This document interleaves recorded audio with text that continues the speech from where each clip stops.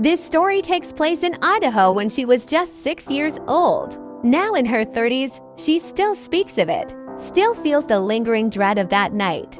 A night where she came face to face with something otherworldly. Her family of four lived in a small house on the outskirts of a cornfield, a place that should have felt safe, cozy. But that night, the stillness of the field held something far more sinister. Her room was a carousel of innocent childhood dreams. Adorable, happy, filled with soft pastel colors and delicate horse wallpaper. But like many 6-year-olds, the dark still terrified her. She kept a trusty nightlight, a beacon of warmth in the cold, unknown of the night. The night began like any other.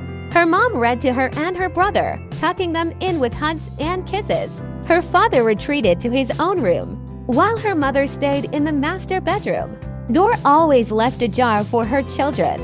She woke up in the middle of the night. No sound, no movement, only the soft glow of her nightlight beside the closet. And that's when she saw them. Standing beside the nightlight were 3 figures, thin, almost skeletal, with grotesquely long arms that stretched down to their knees. Their eyes, their massive black eyes, locked onto her and blinking, unfeeling. She couldn't move. Paralyzed by fear, she stared at them as they stared back.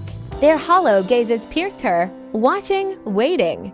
Finally, she gathered the courage to move. Slowly, carefully, she crawled out of bed and walked to her mother's room. All the while, their heads turned, their eyes followed, never blinking, watching her waiting. She reached her mother's room and whispered, "Mom, there are aliens in my room. Can I sleep with you?" Half asleep, her mother pulled back the covers, offering comfort. She thought it was just a bad dream. But it wasn't a dream. They followed her, now standing by the dresser. Their eyes glistened in the darkness, still watching, still waiting.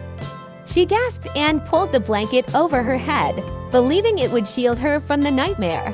The figures didn't move, didn't make a sound, and slowly sleep took her.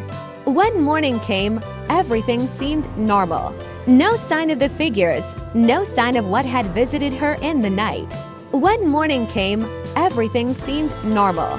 No sign of the figures, no sign of what had visited her in the night. She told her parents, and they believed her. But deep down, she knew they could never truly understand. Perhaps it was for the best that her mother never saw them. Who knows what would have happened if she had?